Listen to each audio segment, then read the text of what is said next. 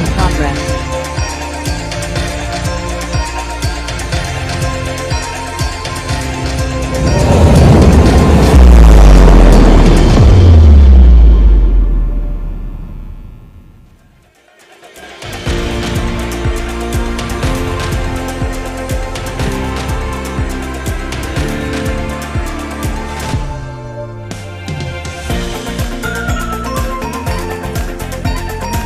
Hello everyone. How are you today? Great. Good afternoon everyone. Oh, we can't hear you. Oh. Have you had your lunch? Yes. Yes?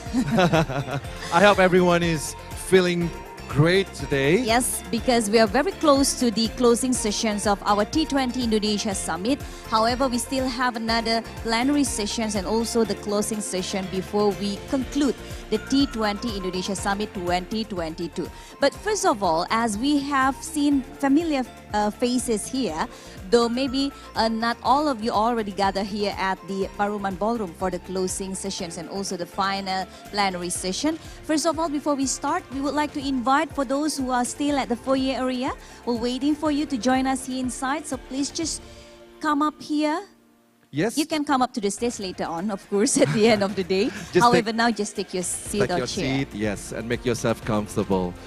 So I hope everyone is still in a high spirit Of course. to join this program, because I believe this program will give a lot of benefits to the G20 members and to the world. As we all know that we recover together, we recover stronger. Absolutely. So first of all, I would like to maybe greet all of you ladies and gentlemen and also give you one question. Since this is the second day of our T20 Indonesia Summit 2022, so I would like to kindly ask you, please just raise your hand, who joined this event or this summit since day one, since the beginning or the opening session, and then also continue to the next plenary parallel sessions, include the gala dinner Yes. last night and also the whole sessions today. The whole session, the Yes. full program. Raise your hand. Please. Raise your hand. Ah. Oh, I saw that beautiful lady over there with a great voice. Yes, last Yes, night, right? yeah. Our singer. Moving, dancing together at the end of the gala dinner. So let's Beautiful give a voice. round of applause for each of us, especially those who consistently joining this event since day one and since the morning session. And of course, ladies and gentlemen, the T20 Indonesia will not be able to produce ideas and conduct series of activities, including this summit, without support from our sponsors and partners. We like to acknowledge, we like to thank to them. We like to thank you to Ford Foundation, Area, Rockefeller Foundation, ADB or Asian Development Bank, ADB Institute and Knowledge Sector Initiative, Telkom Indonesia, Samudra Indonesia, Rise Invest, Kombipar, and April Group. Yes, so ladies and gentlemen, why don't we just give a massive round of applause to all of the partners and also sponsors of the T20 Indonesia Summit 2022. Thank you so much.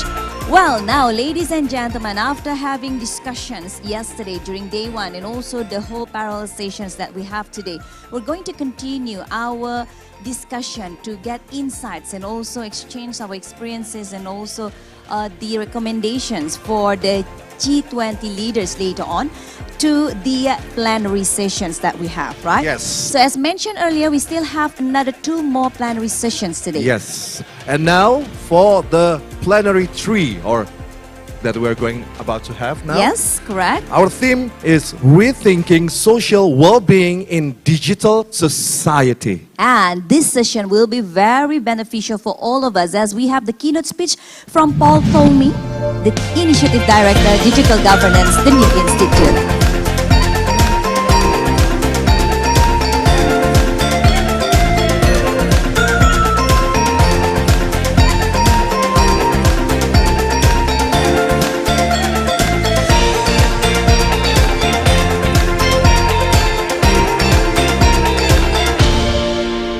And yes, once again, that is the Rethinking Social Wellbeing in Digital Society. I noticed that our keynote speakers also was very surprised to see your face in the screen, right? You look better in real? No, in yeah, reality. yeah. No.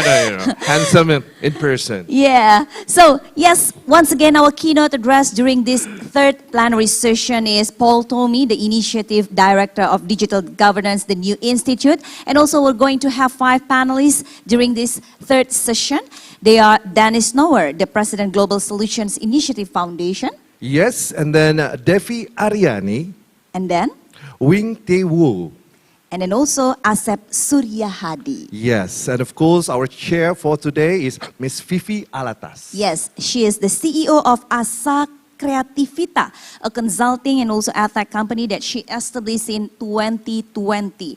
Formerly, she was a lead economist of World Bank, where she led a team of seasoned local and also international economists in producing several flagship reports for national and also global audiences, including targeting poor and also vulnerable households in Indonesia, making poverty work in Indonesia, Indonesia's rising divide, Indonesia Jobs Report, and Aspiring Indonesia, expanding the middle class. She presented various of these research findings to the President, Vice President, Ministers, and Deputy Ministers. She also has written several journal papers on poverty, inequality, and also labor issues. Some of the papers were written in collaborations with Nobel laureates Abhijit Banerjee and also Angus Deaton, who was also her advisor in Princeton. So ladies and gentlemen, without further ado, please give a round of applause to our chair of the third plenary session. Please welcome Miss Fifi Alatas.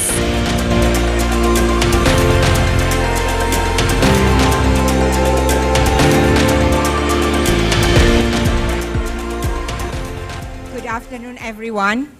Yes, my name is Vivi Alatas. Welcome to our discussion, Rethinking Social Well-being in the Digital Society. Technology is everywhere. We depend on it more and more. It has become a part of our communication, work with others, and how we do just about anything. We see data becoming the new gold. Big data and digital network are now the lifeblood of everything from banking, electrical grid management to health records.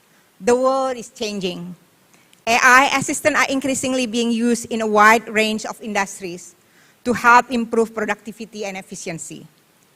Yes, digital make our life easier, but not for all. Will it create winner-takes-all phenomena? Will it widen the gap between the poor and rich, between countries? That's the worry. If we want to make sure that our policies are up to meeting today's challenges of inequality, we first need to recognize that what we are aiming is system redesign. There is a need for countries to redesign their policies, their social welfare system, and realign their digital technologies policies accordingly. What are the challenges? What works and what doesn't? What can we learn from other countries' experience? We will have 5 distinguished speakers that will give us food of thoughts and important insights. I would like to invite the 5 distinguished speakers to join me at the stage. Thank you.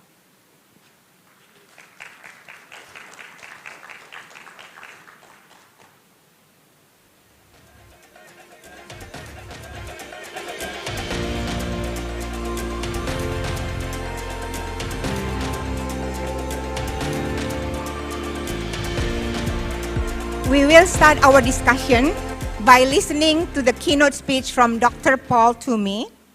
He is the co-chair of the Global Initiative for Digital Governance and fellow and initiative director for digital governance at the New Institute in Hamburg.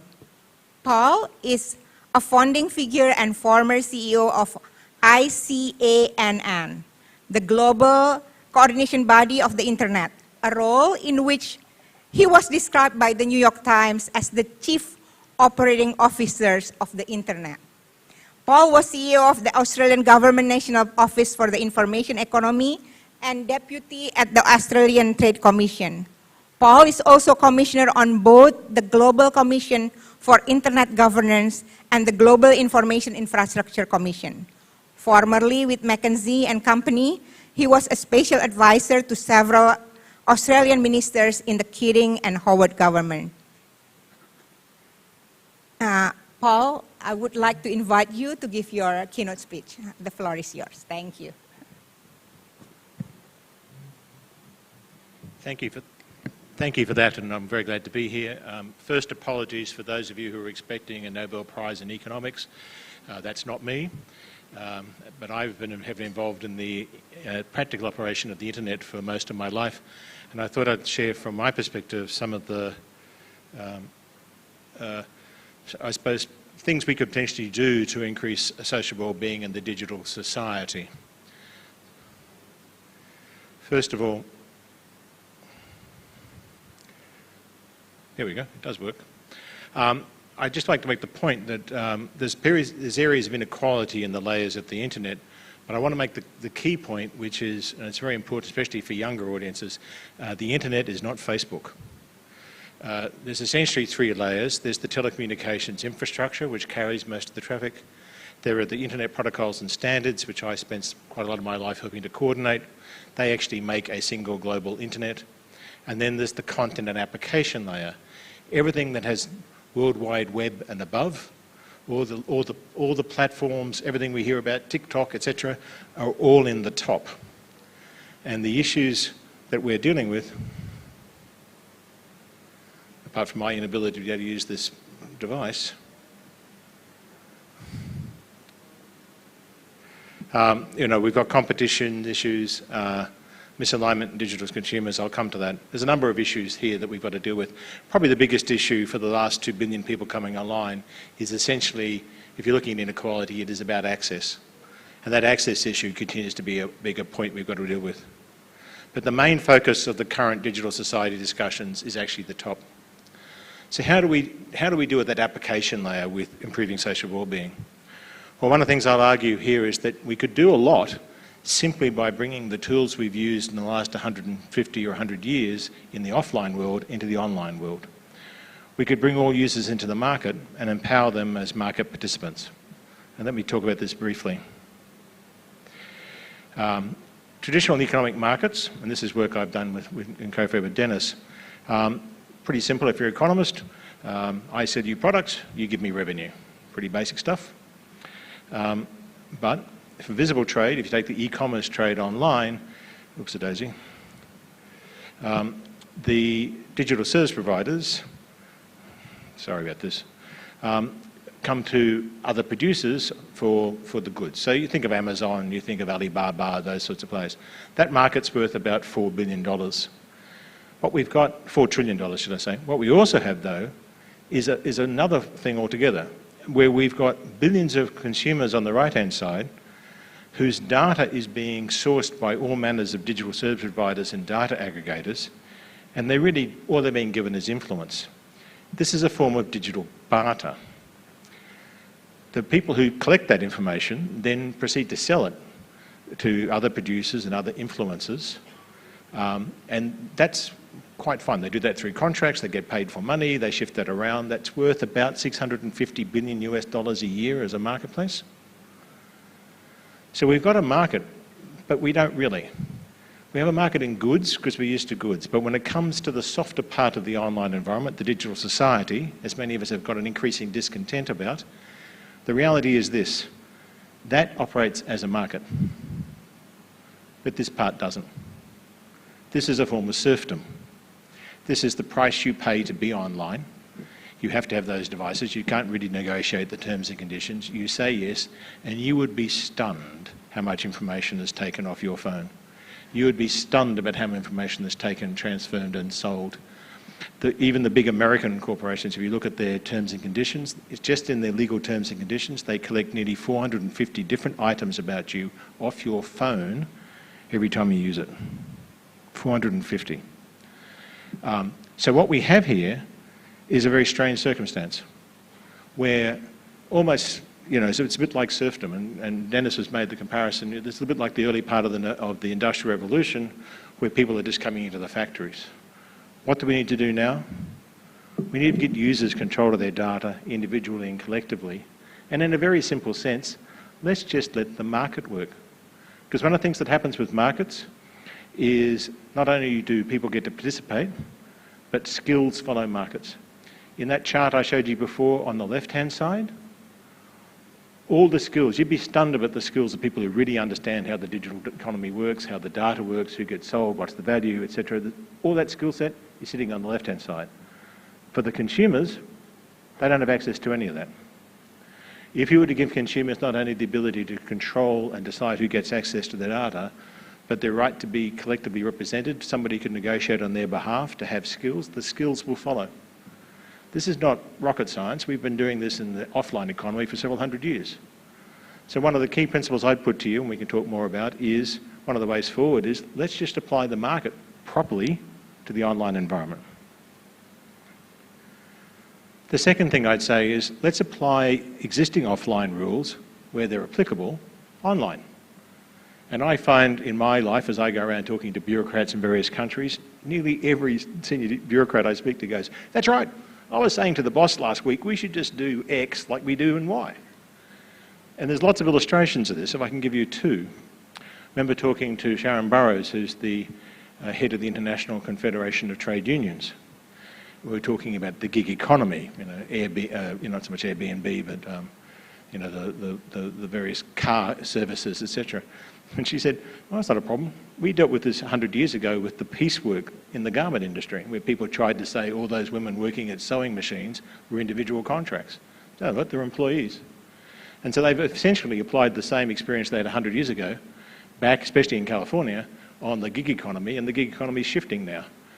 Indeed, in Australia recently, Uber and the Transport Workers Union both went to the government about how to have a new regime for workers in Uber. So there's examples of let's take the rules we've had elsewhere and apply them online. And the second one is this one, and I think this is an increasingly important one for the Internet of Things, etc. If you can infer data about a citizen from not only what they put up, but what they do, and get an asymmetric deal of information about a person, then I think you should have a duty of care rule, the same one that applies offline. Think of it this way: psychiatrist patient, doctor patient, civil servant citizen, religious leader, a follower, a member of the mosque or the synagogue or the temple. They've all got responsibilities in all our societies under different rules, which is essentially this: you can only use that data in the best interests of the data subject. You can't use that data to exploit them. So if you've got these rules offline, why not apply the same rules online and not have people collecting huge amounts of data about vulnerable 16-year-old girls simply so they can then supply them to advertisers? The final one I'll say is this: establish legal structures for data commons where citizens' communities with common interests can pool personal data for the public good. This is happening throughout the world. The European Union just passed relevant legislation. I don't know what the situation is in ASEAN, but this would be a big area where, again, we don't just have to have advertising as the only incentive structure for producing communities of data that we can use for the common good. And setting up the legal structures for this is important. A lot of these things are actually in one of our policy briefs. So if you want to see more there, and there's a website if you want to see more, and I'll let people take photographs of that. Some people are. But thank you. Thank you, Paul. Paul emphasized the way forward is to give user control of their data, individually and collectively, by, for example, apply existing offline rules where applicable. We will talk about it more in our discussion. Now, I would like to introduce the 4 distinguished panel members. Dr. Asepsoria Hadi. He is a senior research fellow at the Semeru Research Institute in Jakarta, Indonesia. Previously, he was the director of the institute from 2009 to 2019. He currently serves as a member of the editorial board of the Bulletin of Indonesia Economic Studies and the Advisory Board of Indonesia Project, both at the Australian National University. Asep has published widely on various economic development issues on Indonesia issues. He holds a PhD in economics from the Australian National University. Thanks for joining us, Asep. The second panelist is Professor Wing Tie Wu. Professor Wu is Distinguished Professor of Economics at University of California in Davis and Research Professor at Sunway University in Kuala Lumpur. where he heads the Jeffrey Cha Institute on Southeast Asia and Jeffrey Sachs Center on Sustainable Development. He is an expert on the East Asian economies, particularly China, Indonesia, and Malaysia. His current research focuses on designing a vision, equitable pathway to achieving sustainable development goals with projects on green finance, middle income trap, and global economic architecture for multipolar world. Good afternoon, Pa. We are delighted that you can join us. Professor Dennis Snower. Dennis is founder and president of the Global Solution Initiative. He is also professor of macroeconomics and sustainability at the Hertie School, Berlin.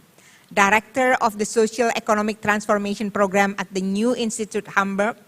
Senior Research Fellow at Blavatnik School of Government, Oxford. Non-resident Fellow of Brookings Institution and visiting professor at University College London.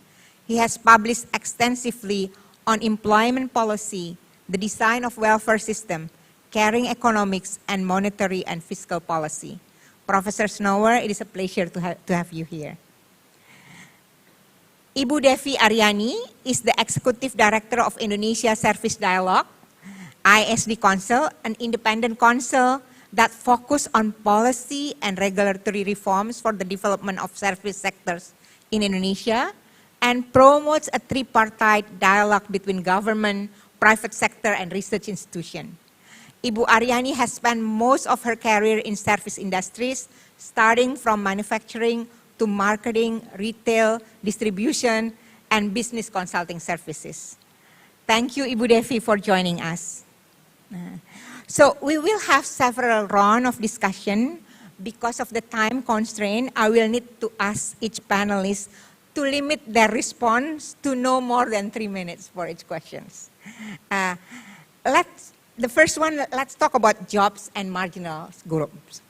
The first question I would like to ask is Dr. Asep. Dr. Asep, digital transformation creates potential, but also at the same time gives challenge. One of the main challenges is youth idleness. More than 80 countries have youth idleness above 20%. This is the data before COVID. Youth are the last hired and the first fired. What are the policies needed to mitigate the further unequal impact of technology disruption of on youth? Please, Pa. Thank you for the question, Bu Vivi. Yeah. So indeed, youth idleness and also youth unemployment is a large problem, especially in developing countries. But this problem has been there for quite a long time. Yeah? So it is not related to or caused by digitalization, yeah? Because it's been there for a long time. In fact, I think we can leverage digitalization as one way to resolve this problem, which has been there for quite a long time.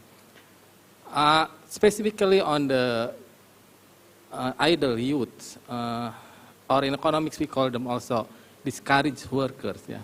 So in order to resolve this problem and create policy to resolve this problem, we need first to understand why they are discouraged. Yeah. Discouraged from entering the labor market, discouraged from going to school or attending training, etc. Yeah. And from research, we know that the reasons are varied. Therefore, if we have some kind of policy encouraging the discouraged, the policy cannot be one size fits all. Because we have to understand that they are heterogeneous group, actually. For example, some of them are discouraged because they feel that cannot compete in the labor market because of their competency, or because of they have no sufficient school diploma, for example. But also some other also discouraged because they don't have support from the families, yeah, to enter the labor market. Some of them, for example, likes to become entrepreneurs, but they are not supported by their families to go into this direction. Another heterogeneity is in terms of their residence. Yeah. Most of them, indeed, we can find them in the household, but some of them are out of household, for example, on the street. Yeah. So we also have to to take that into account into the policy. So, but in a way, digitalization can help us to reach to them, identify their needs, and create specific policies for each different groups. That way, I think we can resolve this problem more effectively than in the past. So you are more positive that it actually can address the youth idleness, ya Pak? Yeah, cautiously optimistic. Okay, cautiously optimistic. Let me now turn to Professor Wu. Digital technology also offer opportunities for business and individual to participate in digital market. It can reduce barriers between countries. We have like Amazon, Airlines, eBay, Upwork, JobDB, Gojek, Tokopedia.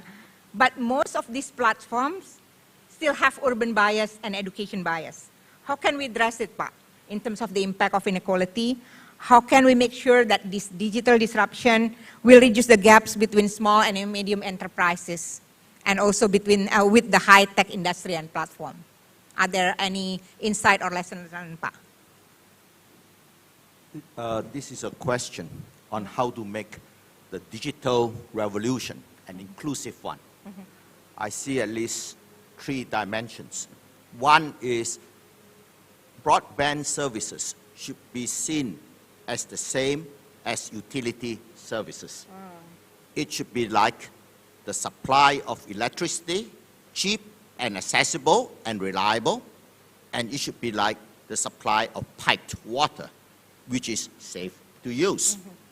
So the first thing is we have to regard it, and it does not matter whether it's a public firm or a private firm that provides it, but the outcome has to be accessible and cheap, such as it can reach every corner of the country. The second part to make sure that it is really inclusive is to adjust the education system in at least 3 ways. One is digital literacy should be a core academic outcome like proficiency in reading, mastery of numerical manipulation. And the second is that digital devices should be given to disadvantaged students the same way that free textbooks and free school lunches are given to disadvantaged students. The third one may not be obvious, but it is really important, is to introduce the teaching of English from the first day of schooling, if possible. I think that, well, after all, the importance of English could be seen in that the European Parliament has 24 official languages, and despite Brexit, English remains the language that's most frequently used. And in the internal deliberations of the European Central Bank, all the discussions on Euro policy, most of it is in English, even though UK has never adopted the Euro. English language belongs to the world now, or more accurately, belongs to India now. Now, this digital mastery, together with proficiency in the English language, would certainly make lifelong learning a lot easier and the search for economic opportunities easier. And more importantly, for developing countries, digital mastery, English language mastery, should be part of the national mobilization package for modernization. This modernization, for in countries that have succeeded, have actually strengthened their cultures. Their cultures have been strengthened because of the economic prosperity and technological dynamism unleashed by this. The last part I want to say is that in order to make it truly inclusive, the social safety nets have to be designed properly, because the continued digital revolution will require substantial reallocation of labor across firms. The reason why the US pulled out from TPP and the latest US economic initiative, the Indo-Pacific Economic Framework, does not have any additional trade engagement initiatives, because the United States has the weakest social safety nets in the G7. The lowest unemployment insurance, the shortest duration, and since medical insurance is tied to your job, you lose your job, you also lose medical insurance. So the third part, the social safety net, is exceedingly important for inclusiveness. Thank you, Pa. I totally agree with you, especially also in terms of like making sure that connectivity becomes the right of all and also the social safety net issues. Let me now turn to Professor Snower. Darren Acemoglu stated that current AI research is too narrowly focused on making advances in a limited set of domains. He's worried that our current trajectory framework will automate works to an excessive degree, while refusing to invest in human productivity. What do you think, Pa? This question that you ask is similar to the question that you addressed. And I believe, given the current digital governance system that is run largely by the objectives, the goals of the digital service providers and data aggregators, there is no automatic mechanism that ensures that advances in digital technology will generate sufficient employment, or that automation will not take away more and more routine jobs, and after the routine jobs have been taken over, it'll take over more and more of the foreseeable jobs. There's jobs where you can foresee what the next step in the game will be. And if we all, and we belong to the privileged group here, if we all think in terms of our own work, how much of it is routine and how much of it is foreseeable, then we get a tiny glimpse of the dangers ahead. Now, given that the digital revolution is driven by the interests of those who make money on it, which is a small number, digital service providers, owners of robots and other technologies, we can see that there is inevitably going to be a misalignment between the goals of these powerful individuals and the goals of workers and consumers. And therefore, I would agree fully with what you have just said in terms of inclusiveness, but if the digital governance system continues and digital users do not have control over the data about themselves, then digital literacy is not going to solve the problem by itself. Giving digital devices to disadvantaged students will just mean that their vulnerabilities will be exploited to a greater degree than before. And therefore, it is absolutely vital, as Paul Toomey said initially, to empower digital users. Put them in control of the data, and then you are all of a sudden confronted with a different world, a world in which the digital revolution is driven by the digital users. If that is the case, then technology will move in a different direction.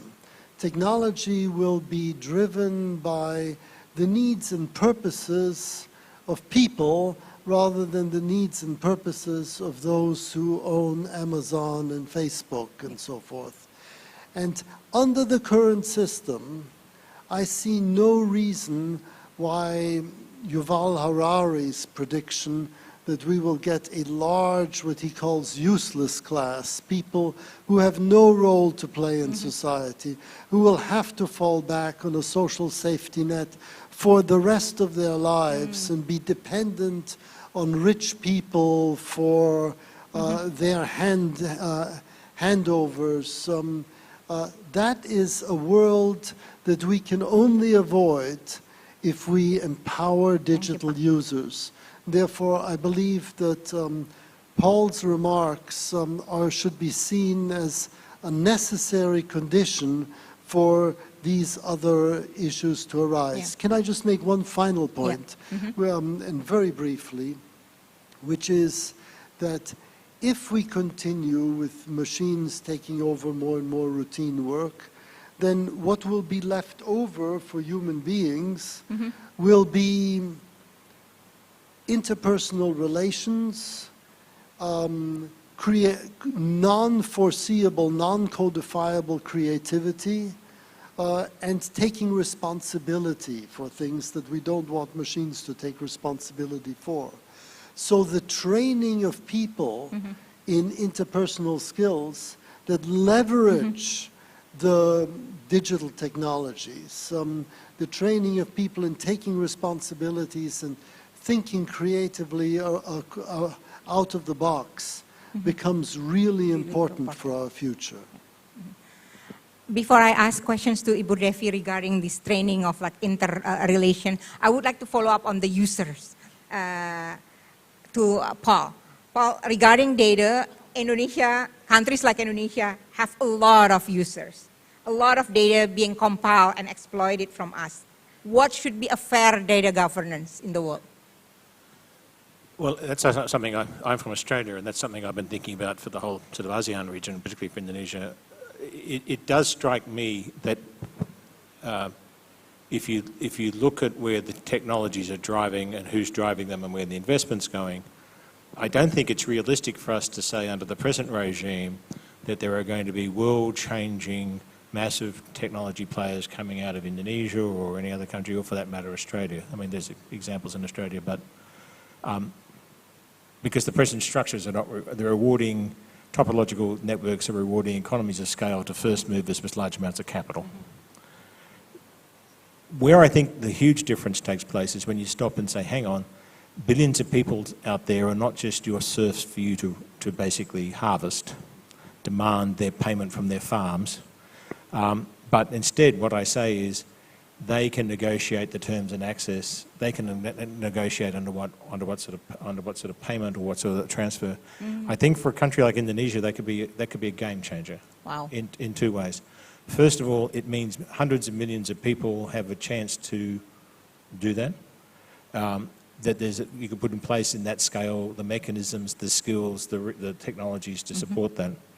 Secondly, it means those individuals and then potentially the country as a conduit have a negotiating position with the technology players they don't have now.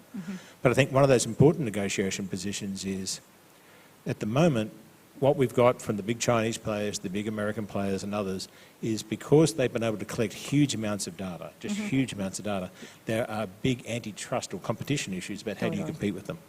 If, on the other hand, and the only advantage you get in trying to compete with that is that you might have a language barrier. So you might be able to do some stuff in Bahasa that they don't care about, and so you get an opportunity. But if we, on the other hand, we had the ability to say, no, I've got 200 million people users here, we've got all their data information, a company could come to them and say, I want to launch the following service, would people be interested? And they could suddenly access 200 million users. And the fact that some other big American corporations got those people doesn't matter. So those barriers to entry that we now have with massive scale in these big players diminishes if we shift where the power sits in that structure. Wow. Thank you, Paul.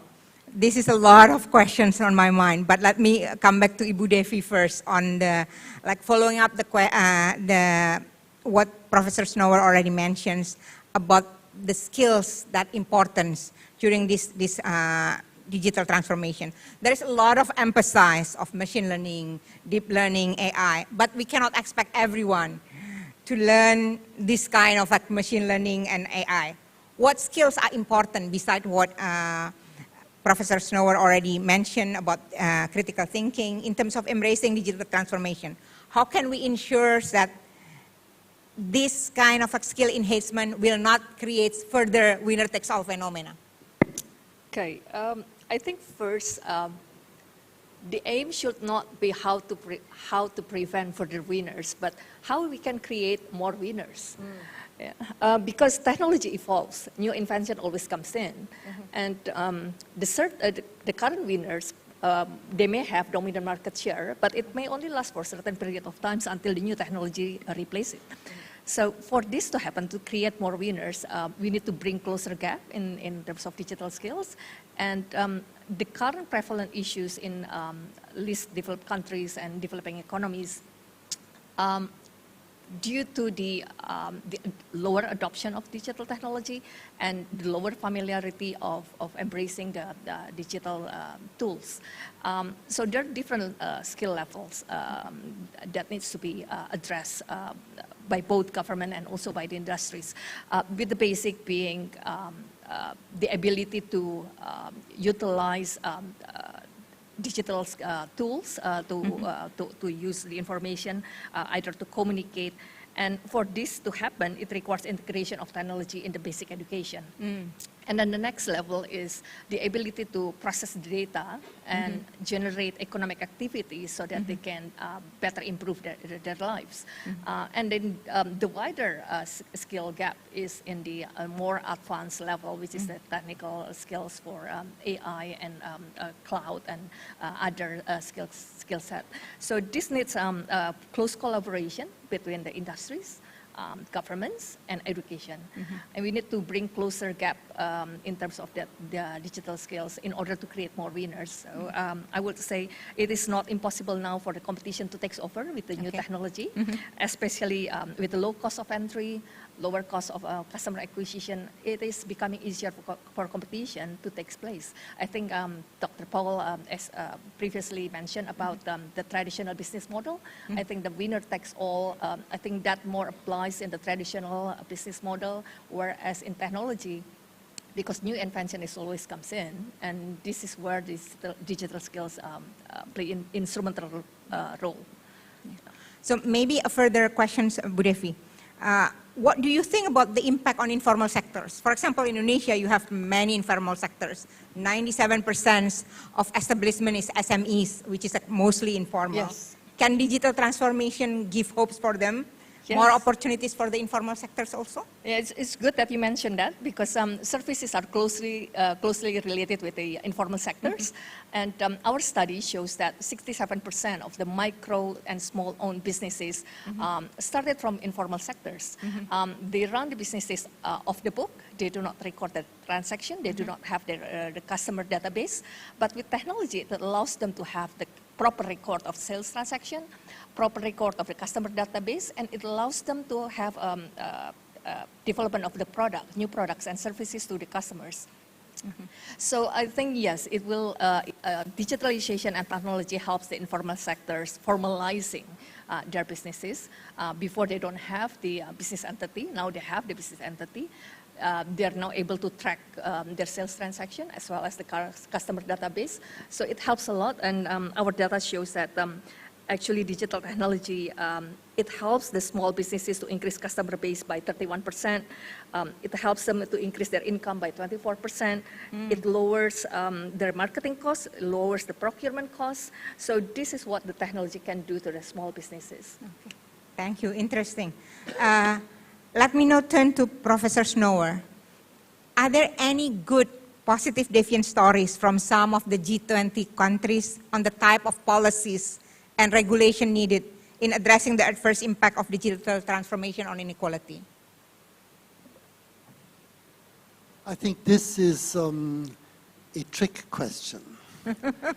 Because as soon as people are asked that, then you are going to point in the direction of little rays of hope. And these little rays of hope will give you a sense of security that you should not have under the current digital governance system. So what I would like to pose as a question in return is, imagine what competition would look like among businesses in a market system in the absence of laws of crime, property, and contract. you'd still have people competing, but it would be a lot cheaper to steal the stuff or murder the owners than to buy and sell. It would be a very different world, and it would put us at one step into the same place as the worst failed states. Now, the absence of such laws in the digital domain is exactly what is afflicting us. And if we had a lawless domain in the offline world, as we do in failed states, and you then ask, can you give us a few rays of hope? Then I think the answer should be, no, I refuse to give you rays of hope until you change this vile system that is not enabling people to become empowered over things that really belong to them, information about yourself. That would be my answer. Thank you. I wish there are some government employer here that be part of the audience. Yeah. Let me now turn to Professor Wu. What kind of reforms are needed at the international level so that rules of engagement between countries in trade and other areas are fair to underpin the next phase of globalization led by digital flows? Well, the digital revolution has certainly created large lucrative opportunities for expansion in trade. In the first panel yesterday, Professor Kimura has said that economic globalization has basically stopped because of national security considerations. In the past few years, many ASEAN countries and European countries have said that their 5G communication system will be built by Huawei. But what has happened? Most of these 5G plans have been cancelled. Many times largely due to urging of the United States. So what we have now, we see, is an expansion of the alphabet soup of economic blocks. We have RCEP, we have CPTPP, BR Belt Road Initiative, BRI, then lately from the West, we have the Indo-Pacific Economic Framework, and latest is the Partnership for Global Infrastructure and Investment. It seems like it's a bonanza time for us in East Asia.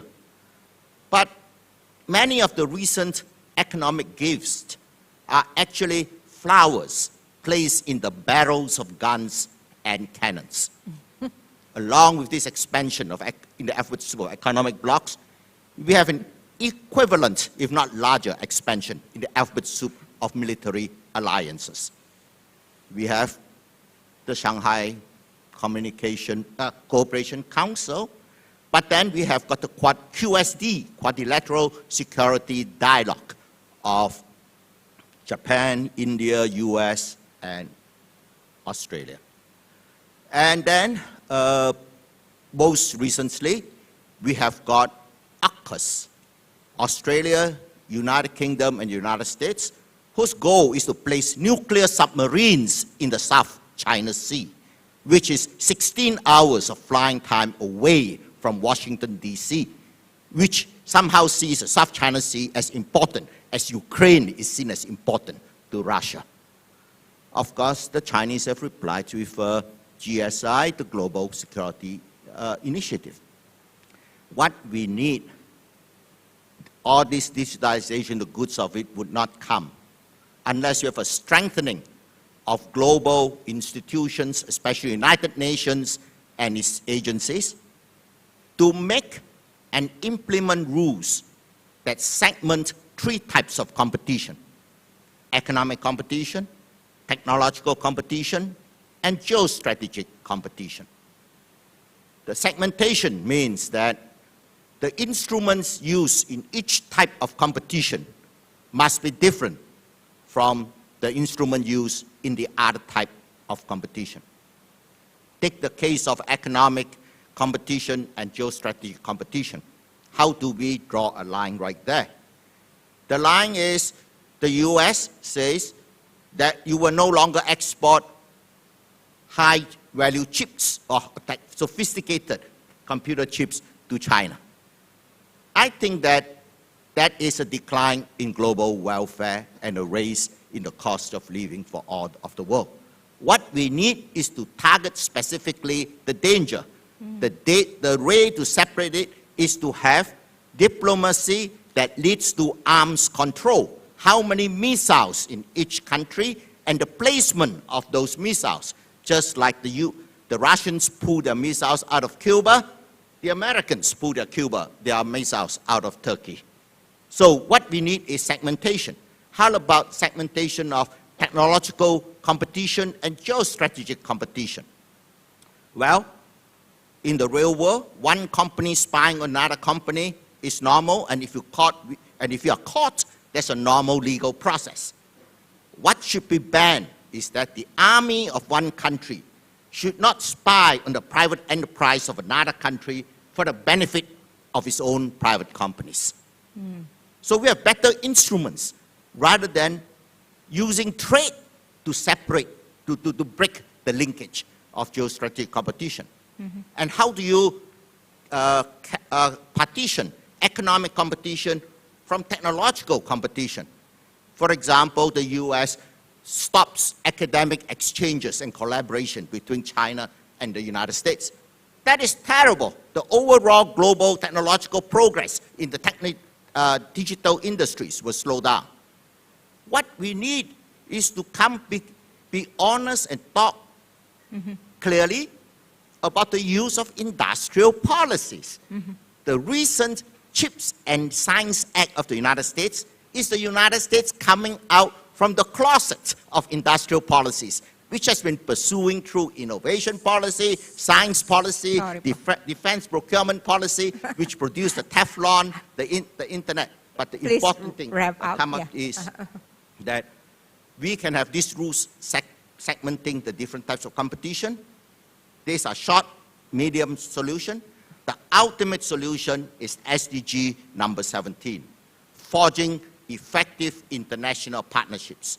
We have to push forward international partnerships in fighting climate change, keeping the multilateral trade system open, and fighting nuclear proliferation. Things like that is what will build the reservoir of trust that will overcome the antagonisms from these three types of competitions and allow us to reap the benefits of the digital revolution. Thank you, Professor Wu. Now, let me turn to Dr. Asep. What do you think are the new thinking and policy adaptation needed in social protection regimes?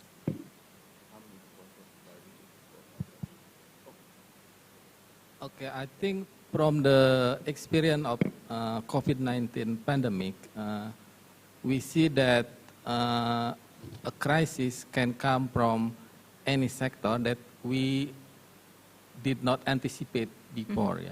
The pandemic came from the health sector. Previously, the crisis come from financial market. But we also have other type of crisis like from the natural disasters, for example. So this implies that social protection system has to be ready to protect people who suffer from any kind of crisis coming from different sectors. It means that in the past, at least in Indonesia, social protection system has been focused very much on the poor and vulnerable populations. But we see that when a crisis comes, it could affect anybody. And everybody also need some kind of protection. Therefore, I think we should leverage digitalization to develop targeting data which is much wider than just the poor and vulnerable population. Secondly, digitalization also can help social protection system to deliver the benefits. Yeah. One, I think we should continue with the movement the transferring from in-kind benefit to more non-cash benefit. Yeah.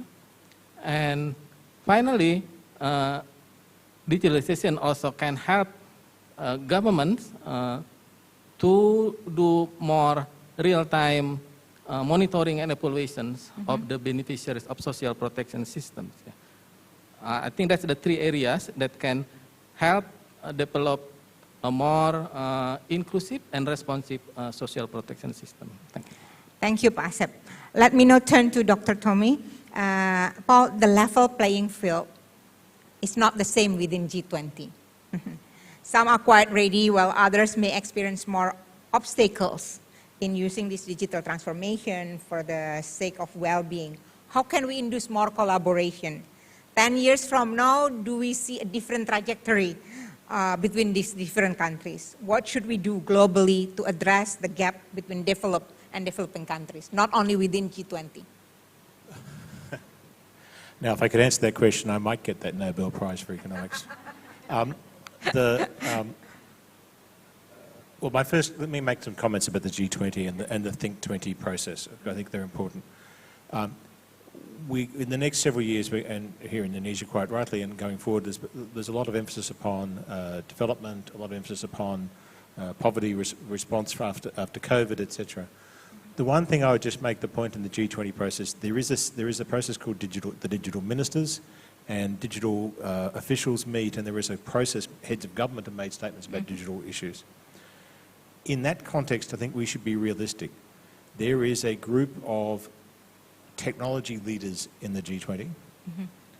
There is a next group of fast followers, and then there is a group of people who are playing catch-up and doing digital transformation. I see. And the difference in experience between those countries is about 30 years. Oh, wow. Where we've seen effective G20 action in this space, in my experience, or my judgment, has been on issues like artificial intelligence, where the leaders definitely want to talk about the problems they're facing, but the followers also want to have some say on constraining the leaders and have their values imposed. And I think we should think about that a lot in the Think 20, and as we think about the G20 process, at least in this area, we shouldn't be constrained just by, say, development issues. We should also be thinking about the cutting-edge issues, but engaging all to think about what they mean. I think that's really important. And the other thing I would just quickly put on that, I think the G20 then can put a long emphasis on culture. And can I share just a little story that I think makes my point? It's about the laying of undersea cables. There's still quite a leftover of the culture, and I'm probably of that generation, of people who came through public telcos, etc., who think that part of what they're trying to do is get lots of people online. They're trying to expand out, and they still sit within a lot of the laying of cables around the world, etc. A lot of the cables around the world now are being laid by big platforms and others, and their culture has nothing to do with that. Their culture is all about return on investment for certain data centres. And so it's a good illustration of, we've got a generational change, we've got different sorts of people in the industries, etc. This is where I think the G20 group and the Think 20, especially the G20 group, could play an important role of just setting cultural expectations, putting pressure on people in the marketplace to say, we expect you to live out certain values. And one of those is get the next billion online. We think, when you're thinking what you do, keep that in mind. So there's some important messaging that I think all G20 members would agree to, but we could do some more about trying to get that sort of into the communiques and putting pressure on the cultures of the new emerging companies, etc. So talking about platform and culture, what we expect from them, I would like to ask Professor Snower. Data is the new currency, and in many countries, including Indonesia, we have super platforms with close or even more than 100 million of users. Will this super platform create barriers for others to enter and further increase what we talked earlier about winner-takes-all phenomena? What can be done to mitigate this issue? We must be aware of the fact that in the digital domain, network externalities reign supreme, which means the larger the network, the more valuable it is. More people you can reach, and therefore the more useful it is to use that network. So of course, the entire system is designed to create super firms where the winner takes all. Now, if this winner is a slave owner who farms slaves, uses information in order to achieve maximum return on investment, then this is a world that is going to be very difficult to manage. I mean, let's take this seriously, just for a moment as a thought experiment. If we had a world in which slavery in a diminished form, so that slaves would be allowed to flee from their owners, but if they fled, they had to leave all their property behind. That's exactly what you can do in the digital world. You can leave Facebook, but then you can no longer communicate with your friends through that platform. And if you leave all the platforms, then basically you're excluded from most of the social and economic world. So suppose we had this type of world, then I believe we understand that what governments are currently proposing, which is, let's try to regulate the slave owners, restrict their activities. Let us give future slave owners better chance of entering the market. This is not going to solve the problem. The only way to solve the problem is to let the slaves go free. Empower them to sell their own services on the labor market. And if you empower digital users and let them sell their own services, then a whole new array of activities arises. They, through their representatives, can seriously consider rights of association, so that they can be represented by people as powerful as the current digital service providers. Governments can start thinking very seriously about protecting the rights of vulnerable consumers, and you can have proper audits for firms that don't do enough for privacy or security, because the whole system, the people who control the data would then have a natural interest in protecting their own privacy and security. So I believe that in order to get out of this system whereby naturally you want large networks, but you don't want the owners of the networks to be driving the system. You want the users to be driving the system, and then it is no longer a big concern that these networks are large, because the owners of the networks are no longer the ones with the steering wheel in their hand. This is a very interesting one, and I think it will need further discussion. Hopefully, Think 20 can push more about this users-driven system. Let me now move to Professor Wu on, are there any new thinking and policy adaptations that will be needed in areas such as the innovation system and knowledge diffusion? Well, the digital revolution has certainly pushed the economic potential forward. But it has also similarly pushed forward the destructive ability of ourselves.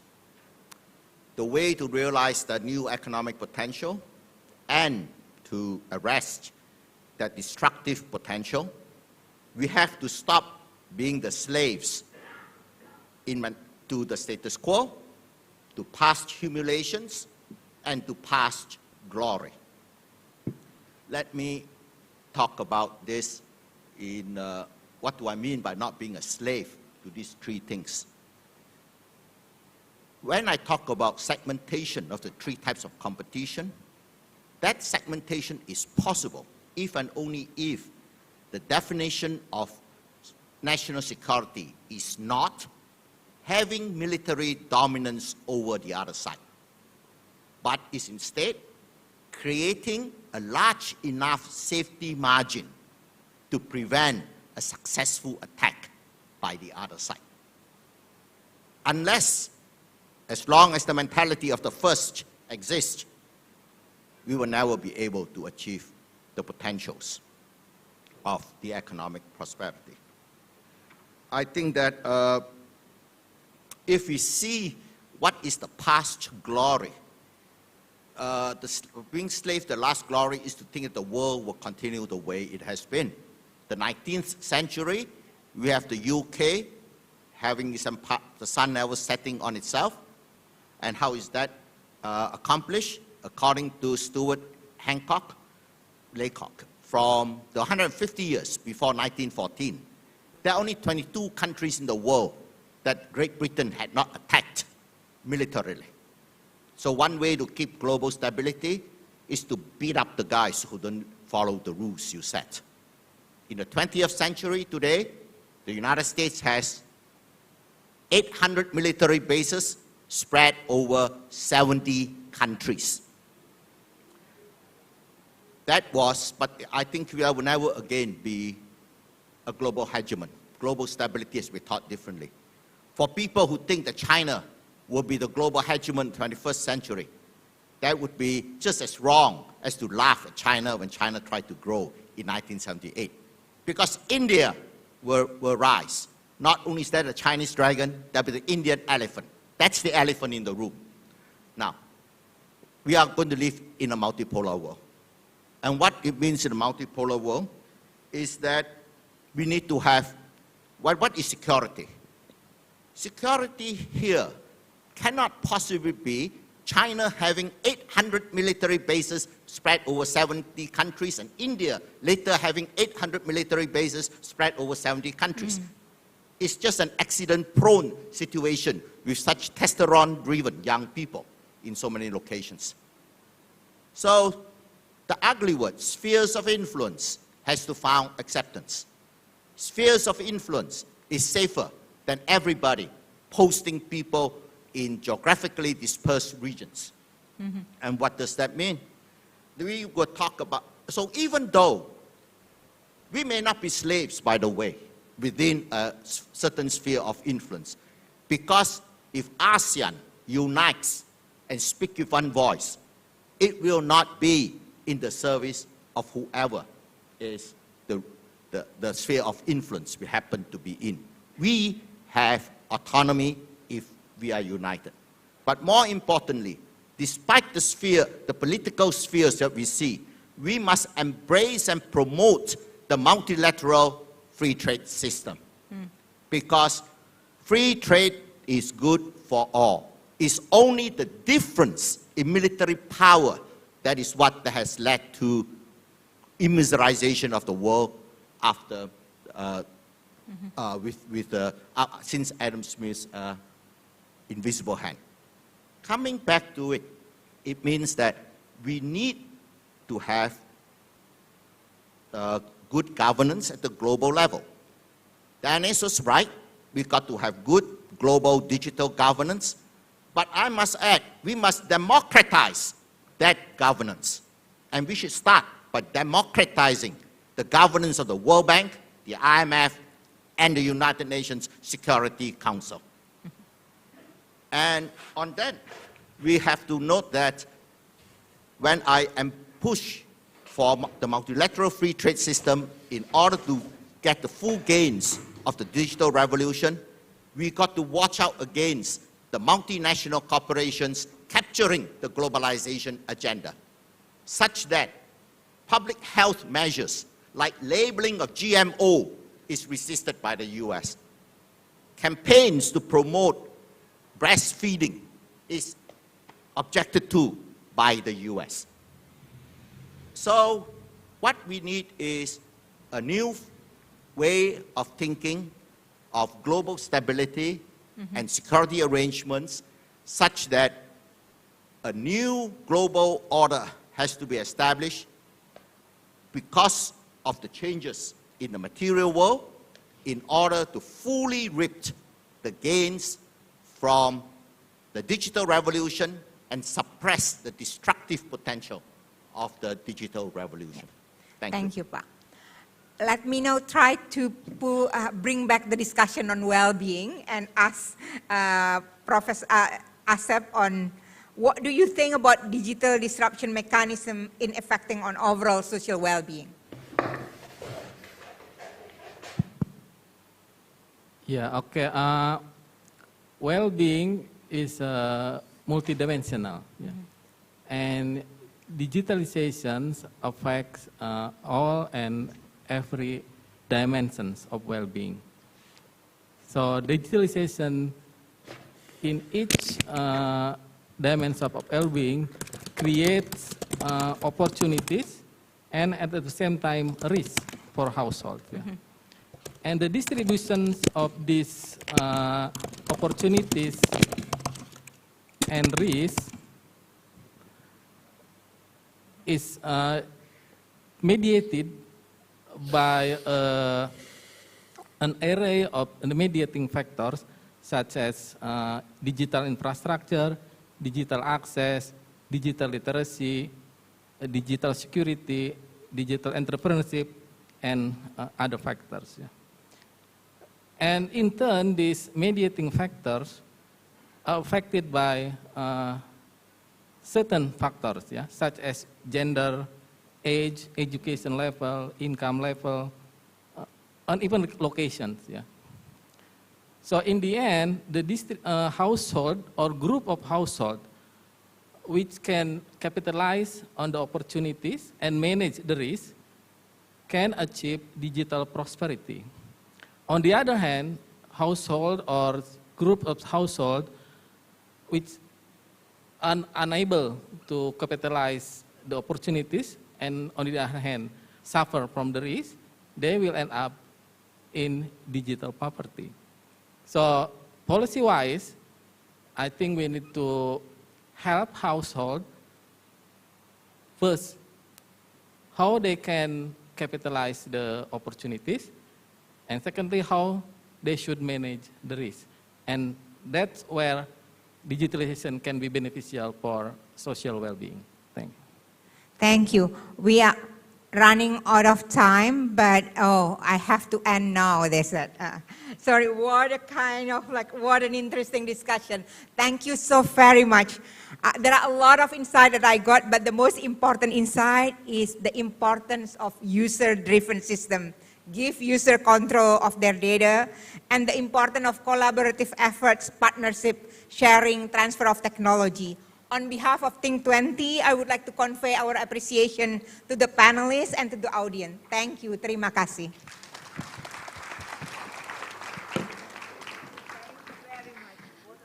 Thank you so much to the chair of the third plenary session. And now we would like to kindly invite all of the panelists and also the chair to have a photo session to commemorate our togetherness during the third plenary session. Please.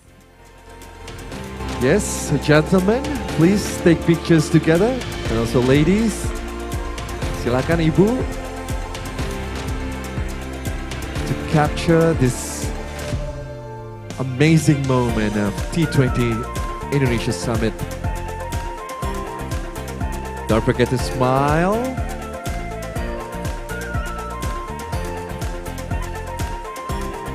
Kindly maybe one step to your right, ladies and gentlemen, on the stage. One step to your right, so yes, we got the perfect to the right, yes, center for the photo session, please. 3, 2, 1. Why don't we give another round of applause, ladies and gentlemen, to all of the panelists as well as the chair for the third panel session. Gentlemen, ladies, thank you. You may be seated. Thank you so much for the insight for this third plenary session. And now, let's move on to the next plenary